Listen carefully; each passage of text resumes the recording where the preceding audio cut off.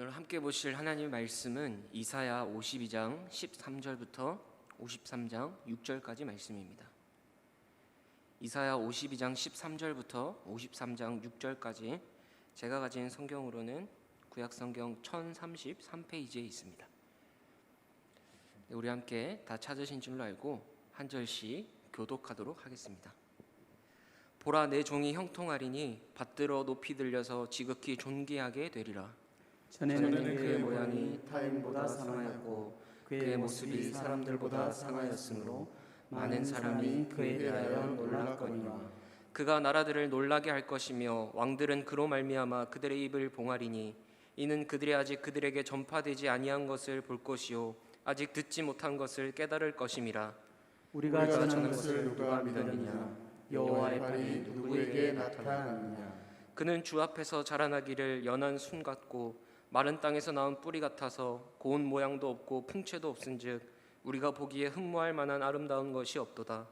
그는 멸시를 받아 사람들에게 버림받았으며 간고를 많이 겪었으며 질고를 안한 자라. 마치 사람들이 그에게서 얼굴을 가리는 것 같이 멸시를 당하였고 우리도 그를 귀히 여기지 아니하였도다. 그는 실로 우리의 질고를 지고 우리의 슬픔을 당하였거늘 우리는 생각하기를 그는 징벌을 받아 하나님께 맞으며 고난을 당한다 하였노라. 그가 찔림은 우리의 허물 때문이요 그가 상함은 우리의 죄악 때문이라. 그가 징계를 받음으로 우리는 평화를 누리고 그가 채찍에 맞음으로 우리는 나음을 받았도다. 함께 읽겠습니다. 우리는 다 양 같아서 그릇 행하여 각기 제 길로 갔거늘 여호와께서는 우리 모두의 죄악을 그에게 담당시키셨도다. 아멘. 오늘은 고난받는 하나님의 종이라는 제목으로 함께 말씀 나누겠습니다. 여러분, 세상을 구하는 영웅, 히어로를 생각하면 어떤 모습이 떠오르시나요? 저는 스파이더맨이나 이 아이언맨 같이 이 영화 속 영웅들은 항상 슈퍼 파워를 가지고 이 사람들을 위험으로부터 구해내는 그런 멋진 이 영웅이 생각이 납니다. 이 우리나라의 고전 소설로 아주 유명한 홍길동 전도 이 홍길동이 조선 팔도를 다니면서 이 힘없는 백성들을 위한 영웅으로 등장하죠. 부당한 방법으로 재물을 빼앗는 그런 못된 벼슬아치들에게 다시 그 재물을 빼앗아서 이 가난한 자들에게 나누어 주는 그런 멋진 영웅으로 등장합니다. 여러분, 이렇듯 약한 자들을 위해서 악한 자들과 싸우는 영웅들은 거의 대부분 힘이 세고 멋있고 화려하고 정말 우리가 생각하는 그런 영웅으로 등장합니다. 여러분, 우리가 믿는 예수님도 이 세상을 구원한 참된 영웅이십니다. 그러나 우리 예수님은 우리가 흔히 생각하는 그런 영웅이 아니셨습니다. 엄청난 초능력을 발휘해서 세상을 구원하시지 않았습니다. 뭔가 멋있거나 폼이 나거나 뭔가 화려하지도 않았습니다. 우리 예수님은 이 세상이 볼 때 가장 미련한 방법인 십자가의 도로 세상을 구원하셨습니다. 예수님은 우리가 생각하는 그런 영웅들과 달리 가장 낮고 가장 초라한 모습으로 이 땅에 오셨고 또 가장 낮은 자리에서 멸시받고 조롱당하는 삶을 사셨습니다.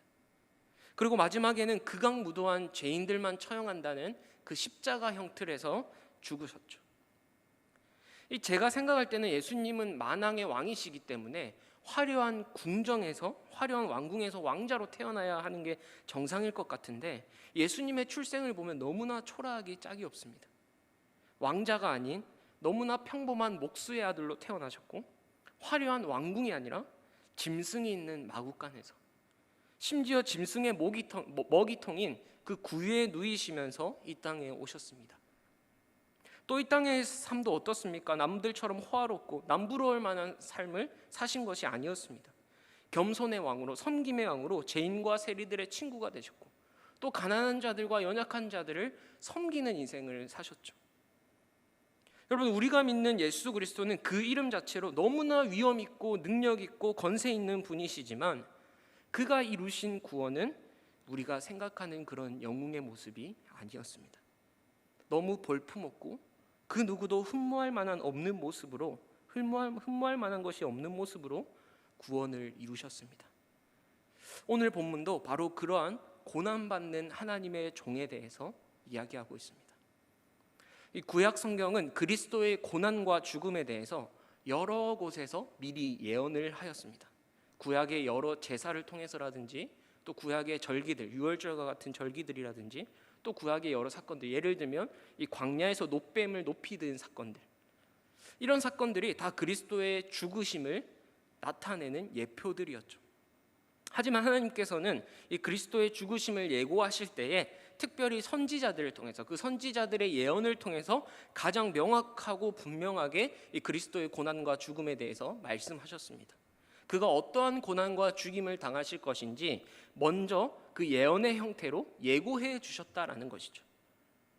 그렇게 하신 것은 사람들로 하여금 후에 그가 오시면, 그래, 하나님께서 약속하신 대로 바로 이분이 메시아시구나, 바로 이분이 그분이시구나 하는 것을 알아보게 하기 위해서, 그래서 사람들로 하여금 그 메시아를 믿게 하시라고 미리 이렇게 예언의 형태로 말씀해 주신 것이죠.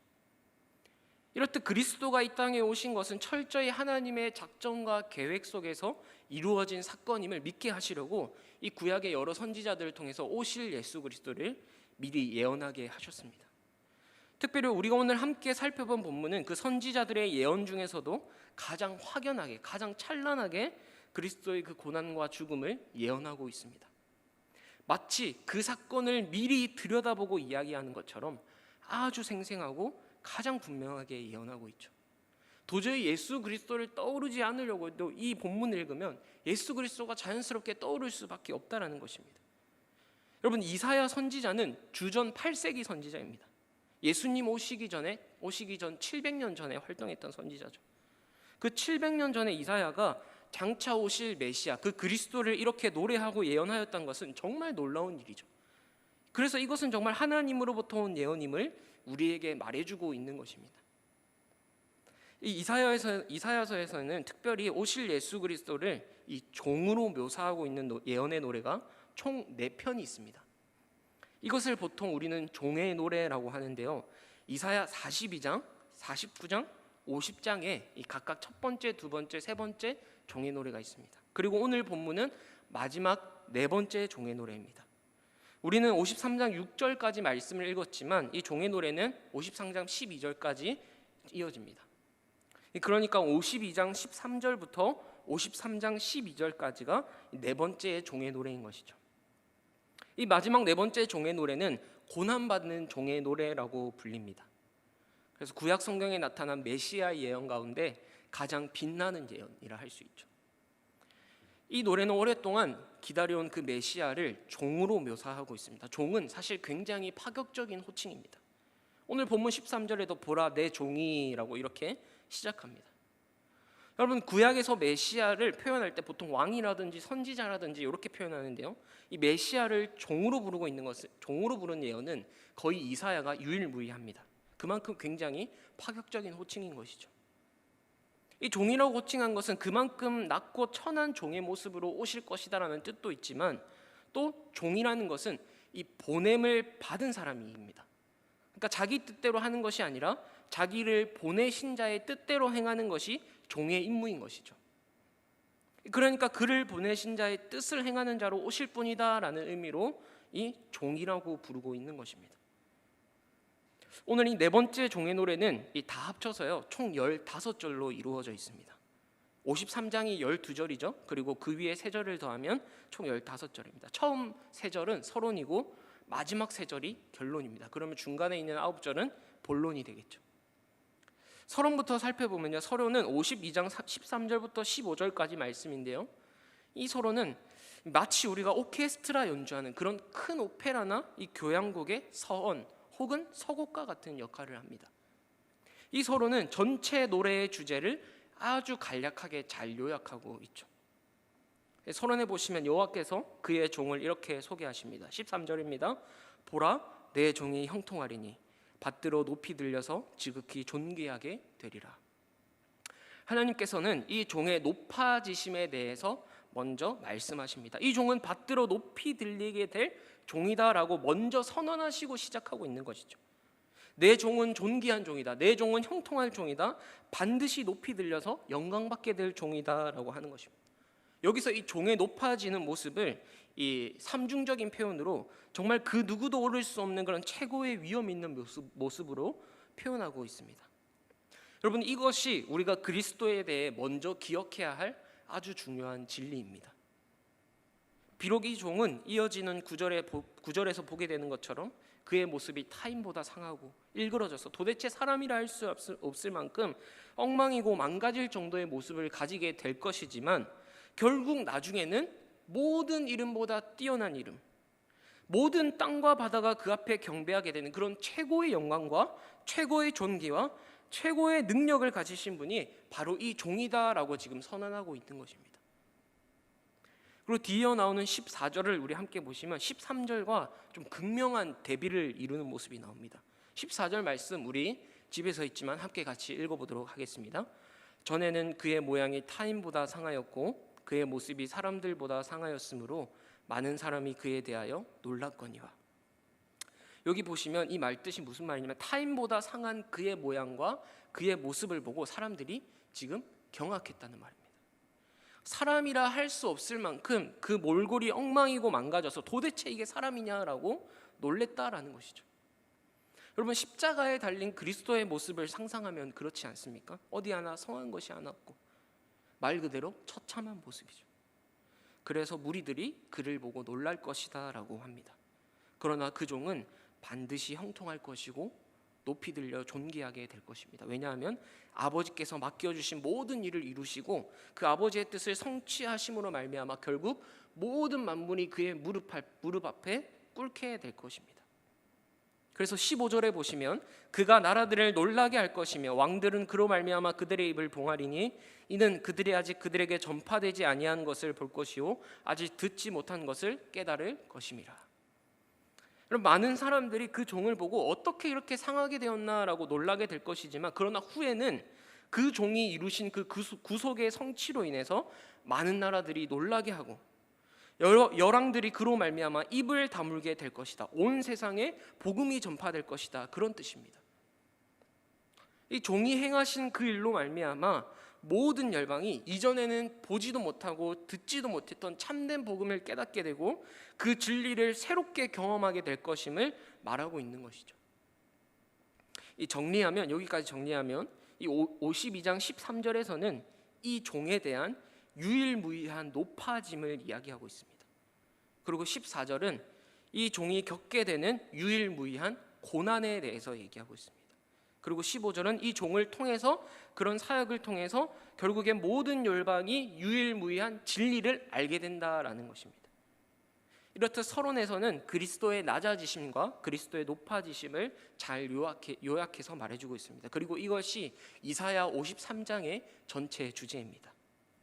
여기까지가 네 번째 종의 노래 서곡입니다.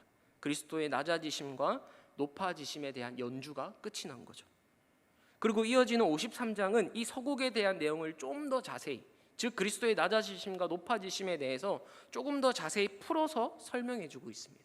우리 1절 말씀 함께 보겠습니다. 우리가 전한 것을 누가 믿었느냐? 여호와의 팔이 누구에게 나타났느냐?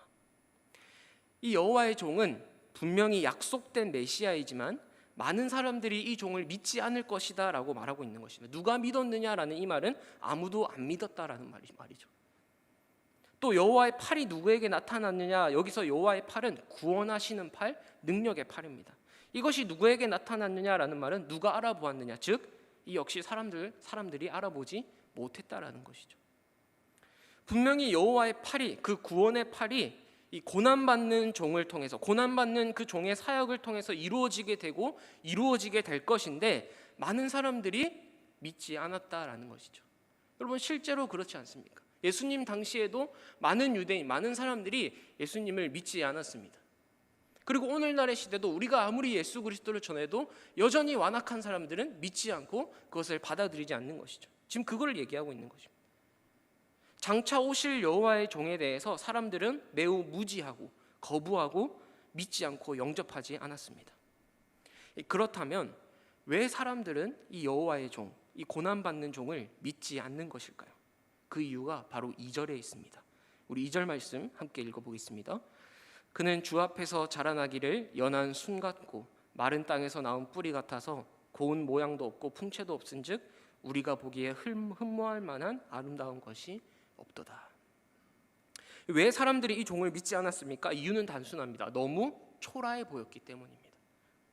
여기서 연한 순 같고 마른 땅에서 나온 뿌리 같다라는 것은요, 아주 미약하고 초라한 상태를 말합니다. 언제 시들어도 언제 메말라도 이상하지 않을 그런 상태를 표현하고 있는 것이죠.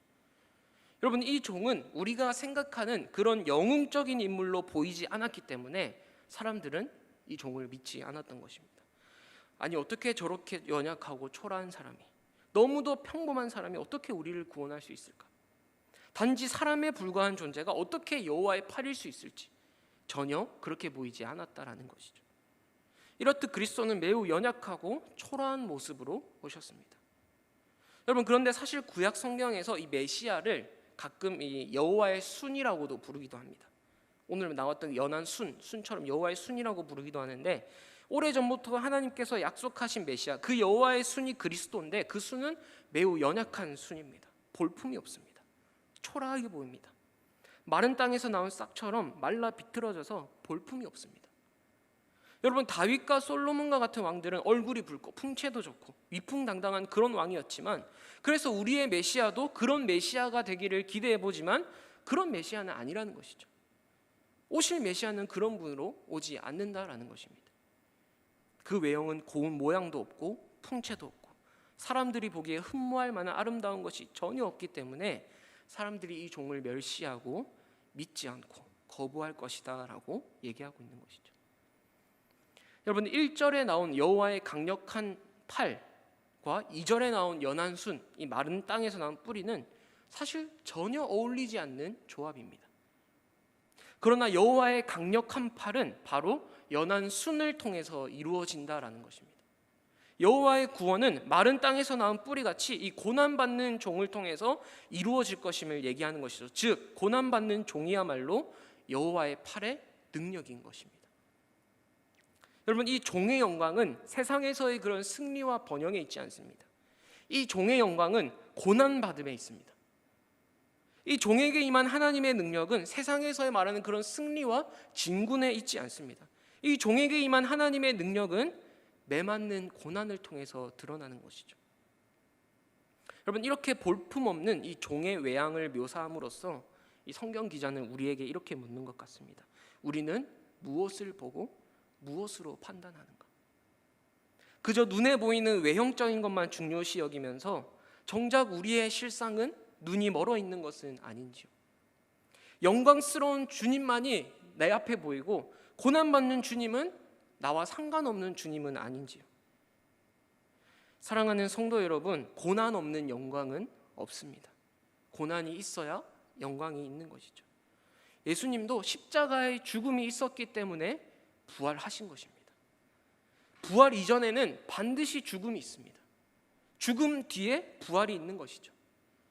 여러분, 그러나 우리는 그저 찬란한 영광만을 바라보고 있지는 않습니까? 여러분, 찬란한 영광은 거저 주어지는 것이 아닙니다. 이 그리스도의 고난을 본받아 우리도 십자가의 길을 걸어갈 때에 그 영광이 주어지는 것이죠. 여러분, 우리는 그런 그 십자가의 고난, 그 십자가의 길을 정말 주님이 지라고 하실 때 우리는 질 수 있는 그런 마음가짐, 그런 늘 우리의 마음 상태를 돌아보아야 하는 것입니다. 여튼 사람들은 이 종이 보기에 전혀 흠모할 만한 것이 없기에 멸시하고 거부하게 됩니다. 그래서 3절에 보시면요, 그는 멸시를 받아 사람들에게 버림을 받았으며 강고를 많이 겪었으며 질고를 아는 자라. 마치 사람들이 그에게서 얼굴을 가리는 것 같이 멸시를 당하였고 우리도 그를 귀히 여기지 아니하였도다. 이 3절에서 간고를 많이 겪었다라는 것을 원문 그대로 직역하면 이 슬픔의 사람입니다. 그리고 질고를 아는 자라는 것은 이 병을 아는 사람입니다. 이 그리스도는 멸시를 받아 사람들에게 버림받았으며 온갖 고통과 그런 비통함을 겪어야 했습니다. 그리고 3절 마지막 부분에 보면 심지어 우리도 그를 귀히 여기지 아니하였습니다. 여기서 귀히 여기다라는 단어는 회개의 용어입니다. 모든 것을 다 계산해 본 결과 이것이 가치가 있는지, 귀중한 가치가 있는지 없는지를 판단하는 것이죠. 그런데 우리도 귀히 여기지 않았다라는 것은 인간의 눈으로 봤을 때는 그 종이 아무런 가치도 없어 보였다라는 것이죠. 그래서 자기 백성인 유대인들은 물론이고 심지어 자기 제자들까지 이 예수님을 귀히 여기지 않고 다 주님을 떠났습니다.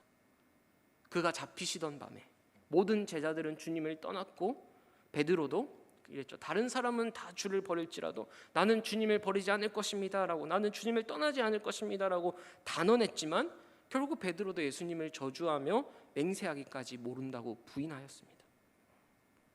이렇듯 이 땅에 장차 구원자로 올 메시아는 고난받는 분, 그 길을 홀로 걸어가는 그런 고난받는 분으로 오실 것임을 예고되어 있었습니다. 그럼 그렇다면 우리는 질문을 해야 됩니다. 왜 메시아가 하필이면 이런 고난을 받아야 하는가? 다른 곳에서는 묘사요 전능하신 왕이요 평강의 왕이라고 묘사되어 있는데 그러한 하나님의 아들이 왜 이러한 고난을 받아야 하는가? 여러분은 그 이유가 뭐라고 생각하십니까? 왜 예수님께서 사람들에게 멸시를 받고 그런 비참한 죽음을 죽어야 한다고 생각하십니까? 이어지는 다음 우리 4절에서 6절이 그 이유를 설명해 주고 있습니다. 4절 말씀입니다. 그는 실로 우리의 질고를 지고 우리의 슬픔을 당하였거늘 우리는 생각하기를 그는 징벌을 받아 하나님께 맞으며 고난을 당한다 하였노라. 우리는 생각하기를 이 종이 고난받는 것을 보고요, 이 종이 벌을 받을 만한 것이 있기 때문에 이러한 고난을 당하는구나. 그는 아마도 징벌을 받아서 하나님께 맞으며 그러한 고난을 당하는구나. 여러분, 이것이 사람들의 생각입니다.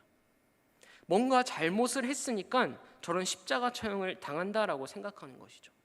여러분, 그도 그럴 것이 신명기에 보면요, 나무에 달린 자는 하나님께 저주를 받았다라고 말하기 때문에 특별히 유대인들은 더 그렇게 생각했을 것입니다. 그러나 사람들의 생각과 달리 하나님의 답변은 무엇입니까? 5절에 보시면 그가 찔림은 우리의 허물 때문이요 그가 상함은 우리의 죄악 때문이라. 이 종이 지금 고통당하는 것은 바로 우리의 허물과 우리의 죄악 때문이라는 것입니다. 우리가 당했어야 할 그 저주를 우리 대신해서 다 받으셨다라는 것이죠. 하나님께 반역한 죄를 저지른 것은 우리인데, 그래서 이 모든 비참과 아픔과 고통과 슬픔을 우리가 감당하고 우리가 짊어져야 하는데 우리를 대신해서 아무런 죄도 없는 예수 그리스도께서 이 모진 고난과 고통을 다 당하셨다는 것이죠. 그런데도 우리는 이 사실을 모르고, 아니 알려고 하지도 않은 채 이 종을 멸시하고 조롱하고 우리도 그를 귀히 여기지 아니하였습니다. 그럼에도 그리스도께서는 왜 그렇게 하셨습니까? 그런 고난과 모욕과 수치를 당하시면서까지 도대체 무엇을 하시려고, 무엇을 이루시려고 그것을 다 자신이 감당하시는 것일까요? 우리 이어지는 5절 하반절에 그 답이 있습니다. 5절 하반절에 보시면 그가 징계를 받음으로 우리는 평화를 누리고 그가 채찍에 맞음으로 우리는 나음을 받았도다. 그가 찔리고 그가 상하고 그가 징계를 받으면서까지 그렇게 한 이유가 무엇이라고요? 우리에게 평화를 주시기 위해, 우리를 낫게 하시기 위해. 여러분, 죄로 인해 영원히 죽을 수밖에 없었던 우리의 인생을 살려주시기 위해, 죄의 사슬에 묶여서 참 평화가 무엇인지 모르고 참 자유가 무엇인지 모르고 그저 죄의 종노릇하며 살아가던 우리의 인생을 고쳐주시고 낫게 해주시고 새롭게 하셔서 정말 하나님 안에서의 그 참 자유와 영생을 주시기 위해 그렇게 하셨다라는 것입니다. 예수님은 이 모든 죄짐을 다 짊어지시고 하나님 아버지와의 그 관계가 단절되는 그 지옥의 고통까지 경험하시면서 이 모든 것을 친히 담당하신 것입니다. 여러분, 그러니 우리가 평안을 누리고 나음을 입게 된 것은 거저된 것이 아니죠. 우리가 지금 하나님 앞에 나와서 예배 드릴 수 있고 우리가 지금도 하나님의 이름을 부르짖을 수 있는 것은 거저된 것이 아닙니다. 반드시 그 죄에 대한 대가를 치르고 나음을 입게 된 것입니다. 여러분, 죄는 죽음입니다. 죄의 삭은 죽음입니다. 반드시 그에 대한 응당한 대가가 있습니다. 여러분, 그 죄의 대가를 어떻게 우리가 치렀나요? 예수 그리스도께서 대신 죽으심으로 우리의 죄값을 다 지불하신 것입니다. 그래서 우리가 이런 말 많이 하죠. 그리스도의 피로 우리를 사셨다라고 하죠. 그렇게 죄의 값을 다 치러주셔서 우리는 이제 죄에서 자유함을 얻게 된 것입니다. 여러분 오늘 본문 아까 4절에서 5절까지 우리가 지금 보고 있는데 이 4절부터 5절까지 계속 강조되어 있는 부분이 뭐냐면 그와 우리의 대조가 나옵니다. 4절 보시면 그는 실로 우리의 질고를 지고 우리의 슬픔을 당할 거니 그가 찔림은 우리의 허물 때문 그가 상함은 우리의 죄악 때문이라 그가 징계를 받음으로 우리는 평화를 누리고 그가 채찍에 맞음으로 우리는 나음을 받았도다. 지금 그와 우리가 대조되고 있는 것이 보이십니까? 우리가 치러야 할 그 죄의 값을 그가 대신 치러주심으로 우리는 평화를 누리고 우리는 나음을 받았다라는 것이죠.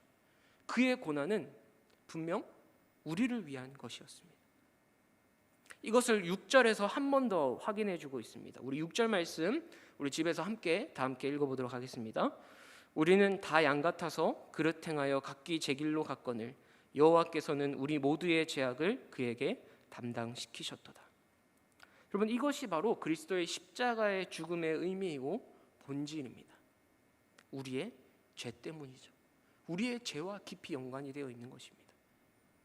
하나님께서는 그 종에게 우리 죄인들의 죄악을 짊어지게 하시려고 그가 우리의 모든 질고와 슬픔을 담당하고 모든 형벌을 대신 치르고 징계를 받음으로써 우리가 나음을 얻고 평화를 얻게 된 것이죠.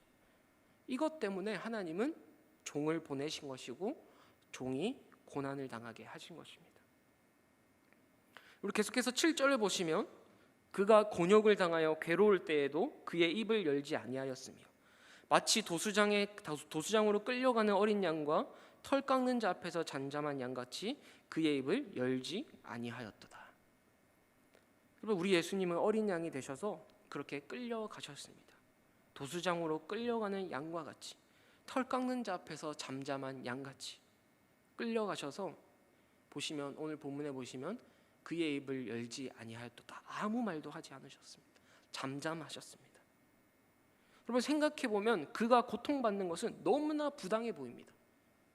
그러나 이 종은 그 자리에서 어떠한 항의도 하지 않습니다. 사실 얼마든지 그는 피하실 수 있었습니다. 얼마든지 말씀 한마디로 호령하시면서 그들을 엎드려뜨릴 수 있는 권세 있는 분이셨습니다. 그러나 잠잠하셨습니다. 그가 능력이 없어서 잠잠히 계셨던 것이 아닙니다. 그는 아버지의 뜻을 이루어 드리기 위해서 아버지의 뜻에 순종하기 위해서 자발적으로 묵묵히 그 길을 가셨던 것입니다. 그 종은 자원하는 마음으로 기꺼이 자신에게 주어진 고난을 받아들인 것이죠. 그러면 이렇듯 그리스도의 고난과 죽음은 이 그리스도께서 자기의 때가 이르신 줄을 아시고 예루살렘에 올라가셔서 이 자신을 드린 자발적인 죽음입니다. 그런데 그 죽음에 대해서 그 누구도 우리의 허물 때문이라고 아무도 생각하지 못했습니다. 그렇게 예수님은 산자의 땅에서 끊어지셨고 무덤에 장사되셨습니다. 그러나 종의 노래는 이것으로 끝나지 않습니다. 마지막 우리 10절에서 12절의 결론이 남아 있습니다. 우리 10절 말씀 함께 보겠습니다.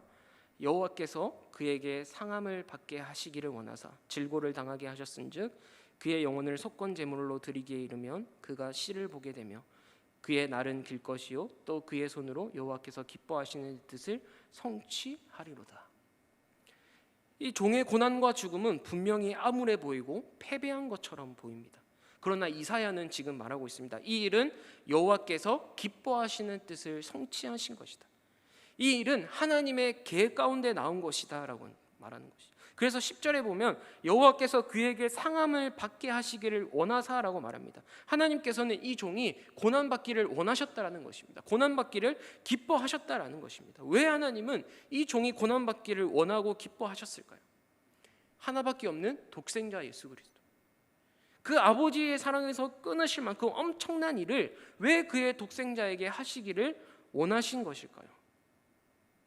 오늘 이 종의 노래의 결론이 그것을 말해줍니다. 왜냐하면 그것이 바로 하나님의 지혜였고 하나님의 구원의 방법이었기 때문입니다.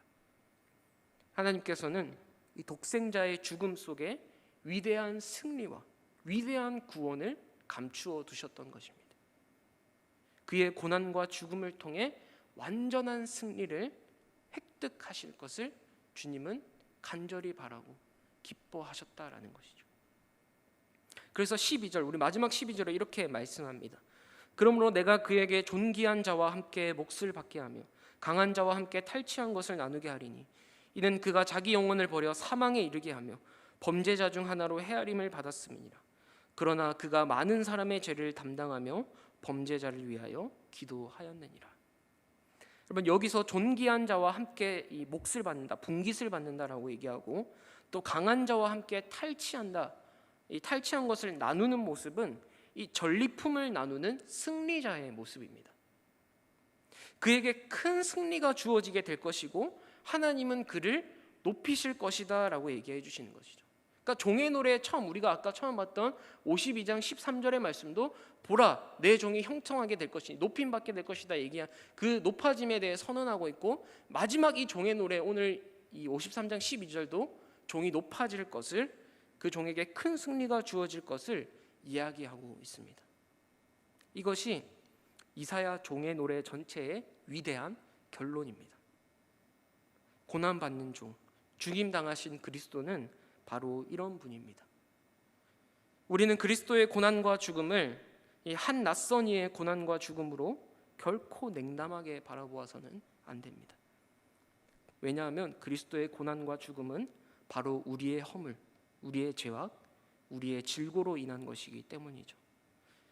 따라서 우리는 죽임당한 그리스도를 생각할 때마다 우리는 우리 자신의 그 죄악의 극악성을 생각해야 됩니다. 우리가 받았어야 할 그 형벌의 잔인함을 생각해야 하는 것이죠. 그리고 그리스도께서 이 모든 형벌을 대신 감당하신 것에 대해서 한편으로는 울면서 감격하고 한편으로는 감사하면서 그 십자가를 붙들고 살아가야 하는 것이죠. 그리고 또 한 가지는 우리도 이 그리스도의 고난에 함께 동참해야 합니다. 이 그리스도의 고난이 나의 죄 때문에, 나의 그런 허물 때문임을 우리가 깨닫고 안다면 이제는 그 그리스도의 고난에 우리도 함께 동참해야 하는 것이죠. 우리 마지막으로 베드로전서 2장 19절에서 21절 말씀입니다. 부당하게 고난을 받아도 하나님을 생각함으로 슬픔을 참으면 이는 아름다우나 죄가 있어 매를 맞고 참으면 무슨 칭찬이 있으리요. 그러나 선을 행함으로 고난을 받고 참으면 이는 하나님 앞에 아름다우니라. 이를 위하여 너희가 부르심을 받았으니 그리스도도 너희를 위하여 고난을 받으사 너희에게 본을 끼쳐 그 자취를 따라오게 하려 하셨느니라. 아멘. 그리고 20절에 보시면 선을 행함으로 고난을 받고 참으면 이는 하나님 앞에 아름다우니라 라고 말하고, 바로 이어서 21절에 이를 위하여 너희가 부르심을 받았다라고 얘기합니다. 여기서 이를 위하여는 그 20절의 앞에 얘기를 얘기하는 것이죠. 그러니까 우리가 무엇을 위해 부르심을 받았다고요? 선을 행함으로 고난받고 참기 위해 부르심을 받았다라는 것입니다. 이 베드로전서의 말씀은 주님께서, 죄 없는 주님께서 고난 받으셨듯이 우리도 이 고난의 삶으로 부르심을 받았다라고 얘기하는 것이죠. 그리스도가 너희를 위하여 고난을 받으신 것은 너희에게 본을 끼쳐 그 자취를 따라오게 하려 하셨느니라. 여러분, 오늘 본문 53장에 나타난 이 그리스도의 고난은 성도들이 따라야 할 이 고난의 삶의 본보기로 보여주신 것입니다. 여러분, 사실 고난은 너무 힘들고 너무 싫습니다. 고난이라는 게 없으면 얼마나 행복할까요? 그런데 이상하게도 이 고난 중에서만 맛볼 수 있는 하나님의 은혜가 있습니다. 그리고 그 고난을 통해 더욱더 나 자신이 연단되어지고 하나님의 사람으로 온전히 세워져 감을 볼 수 있습니다. 그래서 성경에 나오는 훌륭한 인물들은 다 고난을 통과한 인물들입니다. 다윗도 그렇고요, 바울도 그렇죠. 여러분, 우리는 다윗이 그 왕의 찬란함, 정말 그 이스라엘의 부국강병한 그 기초를 닦았던 정말 그 다윗의 왕 찬란함만 생각하는데, 이 다윗이 왕이 되기까지 그 사울에게 쫓기면서 얼마나 많은 고생과 고난을 겪었습니까? 그래서 다윗이 쓴 시편의 대부분 이야기가 그 고난 중에 쓰여진 시편입니다. 시들입니다. 그만큼 더 큰 은혜들이 있었다라는 것이죠. 신약에서의 바울도 얼마나 숱한 고난의 시간을 보냈습니까? 그러나 바울은 그 고난을 통해 뭐라고 고백하냐면, 내가 더 단단해졌고 나에게 이 고난은 더 큰 유익이 있었다라고 얘기합니다. 그러니 고난은 축복입니다. 고난은 영광을 향해 걸어가는 우리에게 반드시 거쳐야 하는 생명의 여정인 것이죠. 그래서 우리는 고난을 겪더라도 하나님의 뜻에 철저히 순종하며 잠잠히 그 길을 걸어간다면 세상은 비록 멸시한다 할지라도, 세상이 보기에는 너무 미련하고 너무 나약하고 흠모할 만한 것이 전혀 없어 보인다 할지라도 하나님은 그 모습을 가장 기뻐하신다라는 것입니다. 여러분, 오늘 이 네 번째 종의 노래에서 종이 결국 최종적인 승리와 이 종기의 간을 얻게 되는 것처럼 우리도 그 하나님의 뜻에 철저히 순종하며 말씀을 지킴으로 인해서 오는 그런 고난, 그런 핍박을 감내한다면 그 길의 끝에는 반드시 하나님이 주시는 영광의 면류관이 있을 줄 믿습니다. 여러분, 그 영광의 면류관은 거저 주어지는 것이 아닙니다. 철저한 희생과 그 고난을 통해 이루어진다는 것을 기억하는 저와 여러분 되기를 소망합니다. 그리고 우리 모두 그 십자가의 길, 그 영광의 길을 함께 손잡고 끝까지 걸어가는 우리 대길의 모든 성도님들 되시기를 주님의 이름으로 축복합니다. 아멘. 기도하겠습니다.